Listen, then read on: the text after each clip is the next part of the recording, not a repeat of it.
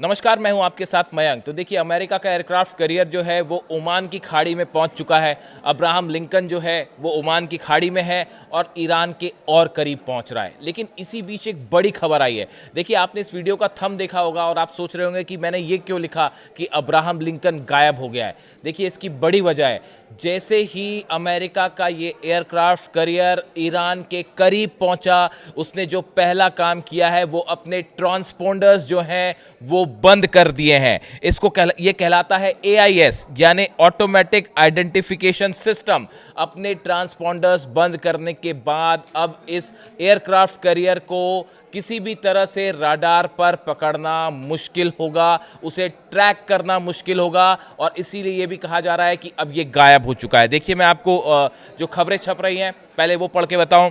The Lincoln has gone completely dark, it's AIS transponders are switched off. जैसे ही ये करीब पहुंचा, उसने सबसे पहले अपने ट्रांसपोंडर बंद कर दिए। और ऐसा करने के पीछे वजह क्या थी? इसके पीछे सबसे बड़ी वजह ईरान की मिसाइल्स का खौफ। जो खबरें आ रही हैं, ईरान की तरफ से मैसेज दिया गया है। जैसे ही ये एयरक्राफ्ट कैरियर ईरान के करीब पहुंचा, ईरान की तरफ से बयान आया है, हमारी उंगली जो है वो मिसाइल्स की बटन पर है और जैसे ही हमें खतरा महसूस होगा, हम मिसाइल्स दाग देंगे। जो सोर्सेज बता रहे हैं ईरान से, जो अलग अलग डिफेंस सोर्सेस बता रहे हैं, ईरान ने अपनी 100 से ज़्यादा missiles, cruise missiles, ballistic missiles जो हैं वो अब्राहम लिंकन पर निशाना साध कर तैनात कर दी है।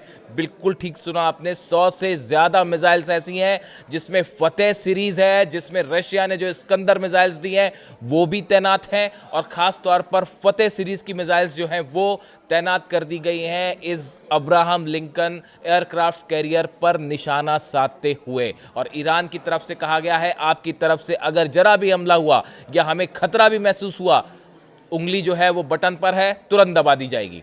अब देखिए, पहले हमको ये समझना पड़ेगा कि अब्राहम लिंकन के यहाँ करीब ईरान के पहुँचने के बाद अगले 48 घंटे क्यों अहम हो जाते हैं।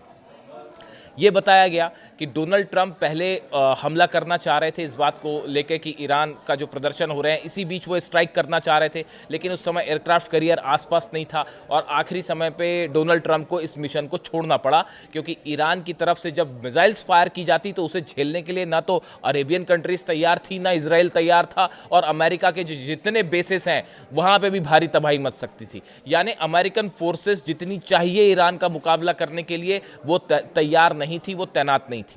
इसीलिए अब्राहम लिंकन को साउथ चाइना सी से ईरान के करीब बुलाया गया। इसमें 90 से ज़्यादा फाइटर जेट्स हैं, जिसमें F-35 जेट्स हैं, F-16 जेट्स हैं। इसके साथ कई सारे छोटे वॉरशिप्स जो हैं वो इसके साथ साथ चलते हैं, सबमरीन्स जो हैं वो इसके साथ चलती हैं, डिस्ट्रॉयर साथ चलते हैं। इसमें टॉम हॉक मिसाइल्स हैं। यानी ये एक अपने आप में एक जंग का मैदान समझिए, जिससे किसी भी देश पर कभी भी हमला हो सकता है।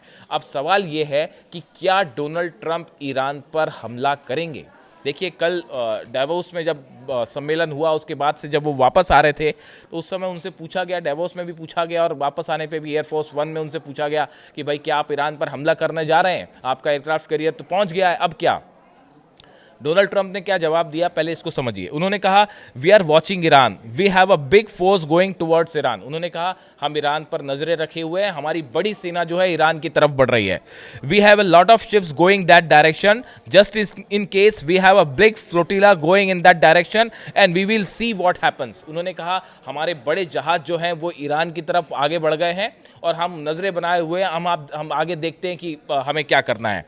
दे कांट डू द न्यूक्लियर। इसके पहले डोनाल्ड ट्रंप की तरफ से एक और इंटरेस्टिंग बयान आया था। उन्होंने कहा था, दे कांट डू, ईरान के लिए कहा था, they can't do nuclear, if they do it's going to happen again. उन्होंने डेवोस में ये बात कही थी कि अगर ईरान ने अपना न्यूक्लियर प्रोग्राम आगे बढ़ाया तो फिर वही होगा जो पिछली बार हुआ था। यानी उनका इशारा था कि जिस तरह से ईरान के परमाणु ठिकानों पर हमले किए गए थे। यानी डोनाल्ड ट्रंप के आप अगर बयान समझें, देखिए दो बातें हैं। पहली बात तो यह है कि एयरक्राफ्ट कैरियर वहां पहुंच गया है, और इसमें भी कोई शक नहीं है कि बड़ा मिलिट्री बिल्डअप कर लिया है अमेरिका ने पिछले 7-8 दिनों में। जॉर्डन में फाइटर जेट्स है, मैंने आपको बताया। डिएगो गार्सिया में जो हैं वो फाइटर जेट्स F-35 जेट्स जो हैं वो पहुंचने शुरू हो गए हैं। और कई अरेबियन कंट्रीज़ हैं जिनके बेसिस पे, हालांकि इसमें सऊदी, ऐसा बताया जा रहा है कि अल उदैद बेस यानी कतर से, सऊदी से, यहाँ से स्ट्राइक नहीं होगी इस बार ईरान पर, क्योंकि ईरान अगर रिटेलिएट करता है तो इन कंट्रीज़ को खतरा है इस लिहाज से। लेकिन बाकी इलाकों में तेजी से अमेरिका ने अपना मिलिट्री बिल्टअप किया है, सैनिकों की संख्या बढ़ाई है, F-35 जेट्स पहुंच गए हैं, रिफ्यूलिंग प्लेन्स पहुंच गए हैं, टॉम हॉक मिसाइल्स का बड़ा जखीरा पहुंच गया है। तो इसके लिहाज से ये माना जा रहा है, और अब एयरक्राफ्ट कैरियर भी पहुंच चुका है। यानी क्या अब ये माना जाए कि अगले 48 घंटे बेहद अहम है। लेकिन आप अगर मतलब जहां तक मैं समझ पा रहा हूं चीज़ों को, ये डोनाल्ड ट्रंप के आप ये बयान देखिए जो उन्होंने डावोस में दिए या वहां से वापस आते हुए एयरफोर्स वन में दिए हैं। ऐसा लगता है कि अभी तक डोनाल्ड ट्रंप इस बात को लेकर फैसला नहीं कर पाए हैं कि ईरान पे हमला किया जाए या ना किया जाए। देखिए ये बयान, मतलब ये मेरी पर्सनल ओपिनियन है मेरा ये, कि ऐसा लगता है उनके बयानों को देख के कि अभी तक वो ये फैसला नहीं कर पाए हैं कि हमला किया जाए या ना किया जाए। और इसकी सबसे बड़ी वजह है ईरान इस बार बड़ा रिटेलिएशन करने के लिए तैयार है। अगर ईरान पर जरा भी आपने हमला किया, अगर उस पर एक भी मिसाइल फायर हुई, इसका नतीजा ये होगा, मैं अगेन फिर से रिपीट कर रहा हूँ, 700 खैबर मिसाइल्स जो हैं वो ईरान के बॉर्डर पर तैनात हैं। कल हमने देखा कि तेहरान में जिस तरह से रात के समय मिसाइल्स का जखीरा निकला, और उसमें बताया जा रहा है कि फतेह सीरीज़ की कई मिसाइल्स थी, ड्रोन्स थी, जो कि मिसाइल सिटी से, अपनी सुरंगों से ईरान ने निकाली है और बॉर्डर पर तैनात कर दिया है। यानी पहले से जो वो मिसाइल्स तैनात थी वो तो है ही, अब ईरान के तमाम शहरों के आसपास मिसाइल्स तैनात हो गई है। इसी बीच खबर ये भी है S-400 भी तैनात है, और जो 16 प्लेन पहुंचे चाइना से, कार्गो प्लेन्स, वो क्या लेके पहुंचे होंगे आप अंदाज लगा लीजिए। डिफेंस सिस्टम क्या कहा जा रहा है कि चाइना का भी तैनात हो गया है। इस सिचुएशन में अमेरिकन फाइटर जेट्स को कम से कम बड़ी चुनौती है कि अगर ईरान पर फाइटर जेट से आपने हमला किया, F-35 F-16 से, और अगर S-400 है और चाइनीज सिस्टम है, तो ये आप तय मान के चलिए कि अमेरिका के जहाज़ों को बड़ा खतरा होगा ईरान पर हमला करना। वैसा आसान नहीं होगा कि पिछली बार आए वो S-300 था उस समय ईरान के पास, वो भी अपडेटेड नहीं था, पुराना वर्जन था।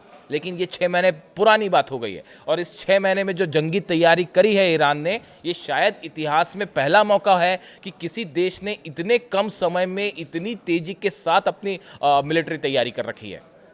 तो अब सवाल ये है कि क्या हमला होगा। देखिए, एयरक्राफ्ट कैरियर वहाँ पहुँचाने का जो मुख्य मकसद है, वो अमेरिका का शुरू से जो मेन मकसद है, वो देखिए ईरान में सत्ता परिवर्तन करना है। अली खामेनेई साहब को सत्ता से हटाना मुख्य मकसद है।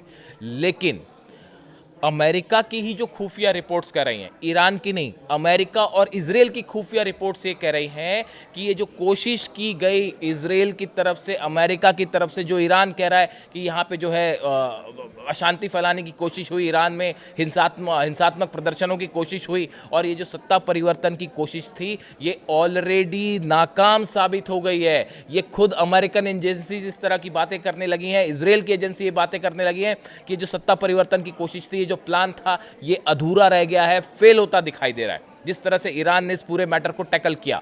और इस बीच में अगर आप हमला करते भी हैं तो भी ईरान में सत्ता परिवर्तन बेहद मुश्किल होगा, इम्पॉसिबल होगा, क्योंकि ईरान वेनेजुएला तो है नहीं, बड़ा रिटेलिएशन होगा।